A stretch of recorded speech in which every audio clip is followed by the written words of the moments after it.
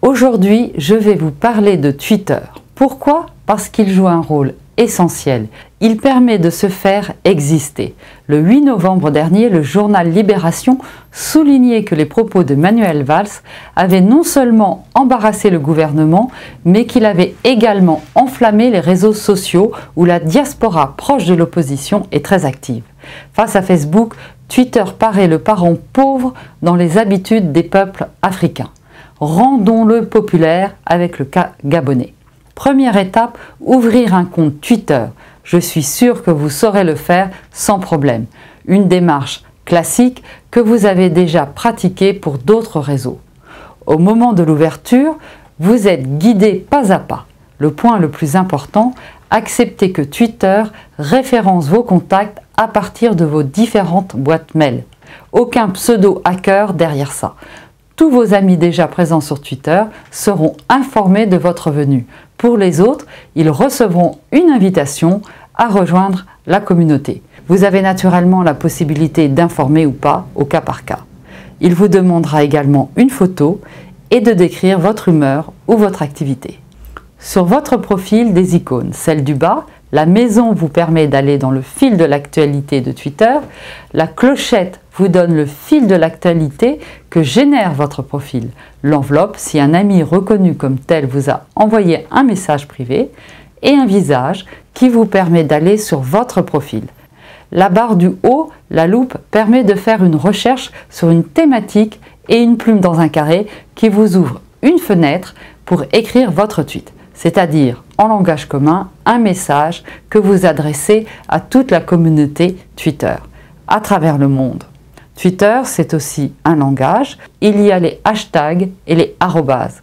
Le hashtag permet de référencer vos messages.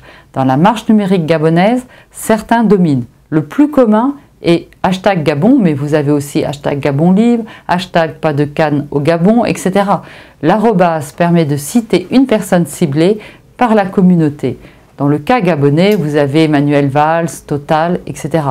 Maintenant, nous allons expliquer pourquoi le hashtag et l'arrobase sont des outils pour se faire entendre. Mais avant cela, une toute dernière précision.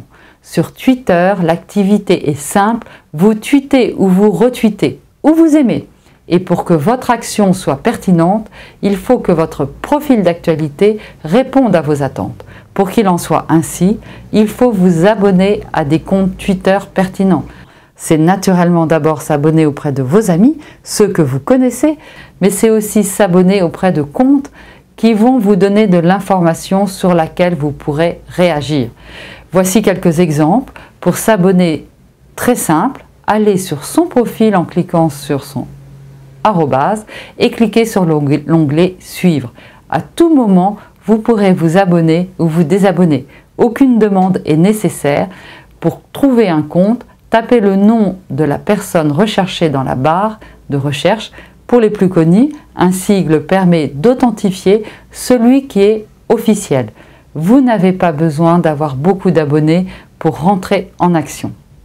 Mais revenons à notre fil d'actualité. Je vous ai choisi ce tweet et avançons ensemble. Vous pouvez écrire un message personnel à Libération uniquement s'il est abonné à vous. Chose très peu probable, à moins que vous soyez vous-même une grande personnalité de la communauté Twitter. Vous pouvez montrer que vous aimez et vous pouvez retweeter. Retweeter et le tweet apparaît alors dans votre profil. Mais vous pouvez aussi citer ce tweet. Je vous conseille de faire cette action si vous voulez être un activiste de Twitter. Une fenêtre s'ouvrira et vous aurez la possibilité d'écrire votre propre message. Je vous propose ce message et de le regarder d'un peu plus près. Vous voyez que j'utilise le hashtag pour référencer mon message et des arrobases pour l'adresser à des personnalités ciblées. Désormais, lorsque quelqu'un fera une recherche sur le Gabon ou sur Sarkozy ou Jean-Jacques Bourdin, votre tweet est susceptible d'apparaître. Et voilà où réside la force de Twitter. Non seulement le nom de Sarkozy est désormais associé à celui du Gabon, mais parce que vous ferez partie des tweeters qui parlent de l'homme politique, votre tweet peut apparaître lors des recherches sur l'homme politique. Manuel Valls est en train d'en faire les frais. D'autres comptes sont désormais pollués par les tweets des Gabonais qui ont associé systématiquement leur nom à leur combat. Vous pouvez également créer votre propre tweet en y associant une photo, une vidéo ou un lien internet si vous le souhaitez. N'oubliez pas d'y insérer des hashtags ou des arrobases, mais pas de manière excessive, car ils deviendraient peu lisibles et auraient aucun succès auprès de la communauté. Une seule contrainte, pas plus de 140 caractères, ce qui vous oblige à avoir quelques mots, un esprit percutant. Croyez-moi, on y prend vite goût.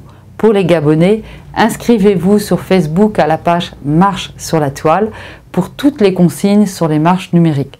Voilà une base explicative, j'espère qu'elle vous aidera à y voir un peu plus clair. Je n'ai qu'une seule chose à vous dire, à vos tweets.